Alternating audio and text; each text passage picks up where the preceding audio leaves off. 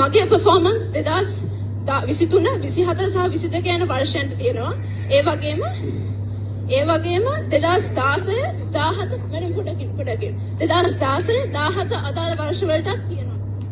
கம்பஹாவினுடைய பிரபல பாடசாலையில ஒரு மாணவி ஒரு நிகழ்வின் போது பாடசாலையினுடைய அதிபரை கடுமையா விமர்சனம் செய்த ஒரு வீடியோ சமூக வலைத்தளங்கள்ல நேற்றைய தினத்திலிருந்து அதிகமா பேசப்பட்டு பகிரப்பட்டு வருது. கொழும்பு சிரிமாவோ பண்டார்நாயக்க கல்லூரியினுடைய பரிசளிப்பு விழா நிகழ்வில் கலந்து கொண்டு குறித்த மாணவி பெற்றோர்கள் அதிதிகள் முன்னிலையில பாடசாலையினுடைய அதிபரை விமர்சனம் செஞ்சிருக்காங்க. මම සනිත් මාසිනලි සිරිමාව බණ්ඩාරනායක විද්‍යාලයේ 2023 වර්ෂයේ ක්‍රීඩා නායිකාව. සිරිමාව බණ්ඩාරනායක විද්‍යාලය කියන්නේ මට පුදබිමක් වගේ. මම අභිමානවත් සිරිමාවියක් විදිහට අද මෙතන නැගිටලා අසාධාරණයට විරුද්ධව කතා කරන්න මට හයිය දුන්නේ මගේ පාසල මම එක බය නැතුව කියනවා.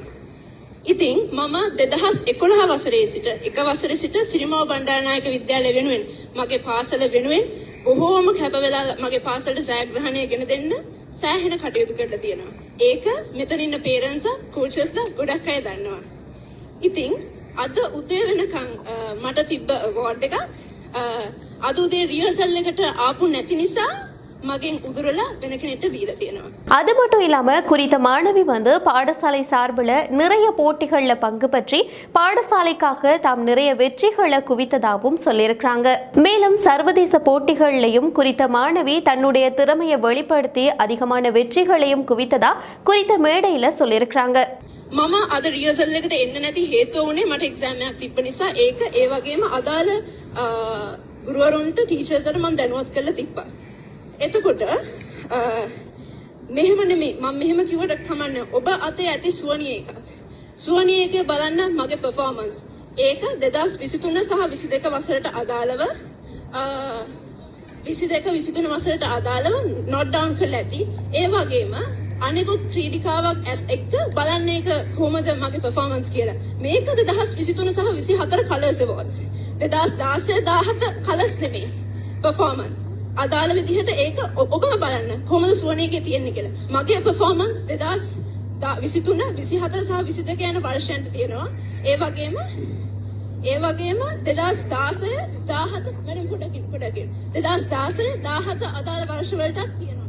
இப்படிப்பட்ட ஒரு மாணவி பாடசாலையினுடைய அதிபர் மீது ஏன் இப்படிப்பட்ட ஒரு விமர்சனத்தை வச்சிருக்காங்க அப்படின்னு சொல்லி அதுக்கான விளக்கத்தையும் கொடுத்திருக்காங்க. அது என்ன அப்படின்னா, இந்த பரிசளிப்பு விழாவுக்கான ஒத்திகையின் போது குறித்த மாணவி சமூகம் அளிக்காத காரணத்தால அதற்கு தண்டனையா தனக்கு வழங்கப்பட இருந்த விருதை பொருத்தம் இல்லாத ஒருத்தங்களுக்கு அநீதியான முறையில வழங்கப்பட்டிருக்கு அப்படின்னு சொல்லி குறித்த மாணவியினுடைய சார்பில் சொல்லப்படுது. குறித்த மாணவி பரிசளிப்பு விழா மேடையில வச்சு பேசிய இந்த விஷயம் சமூக வலைத்தளங்கள்ல அதிகமா பகிரப்பட்டு பேசப்பட்டதை அடுத்து பொதுமக்களிடையே இந்த ஒரு விஷயம் அதிகமான விவாதத்தையும் சர்ச்சையையும் ஏற்படுத்தியிருக்கு. இதனை தொடர்ந்து கல்வி உயர்கல்வி தொழிற்பயிற்சி அமைச்சகம் பாடசாலையினுடைய முதல்வர் கிட்ட இருந்து அறிக்கை ஒன்றையும் கோரியிருக்கு. குறித்த அறிக்கை கிடைத்த பிறகு அந்த அறிக்கையை ஆய்வு செய்த பிறகு மேலதிகமான நடவடிக்கை எடுக்கப்படும் அப்படின்னு சொல்லி அமைச்சகத்தினுடைய செயலாளர் சொல்லியிருக்கிறாரு. அது மட்டும் இல்லாம குறித்த மாணவி பேசிய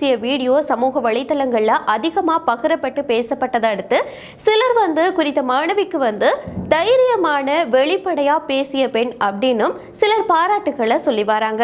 அதே போல ஒரு சிலர் குறித்த பரிசை பெற்றுக்கொண்ட பெண் அந்த பரிசுக்கு தகுதி உடையவங்க தான் அப்படின்னு சொல்லிட்டு வராங்க. இந்த சம்பவத்தை தொடர்ந்து பாடசாலையினுடைய பழைய மாணவிகள் சங்கம் உள்ளிட்ட பல தரப்பினர் நீதியான வெளிப்படையான விசாரணை நடத்தப்பட வேண்டும் அப்படின்னு சொல்லி வலியுறுத்தியும் வராங்க.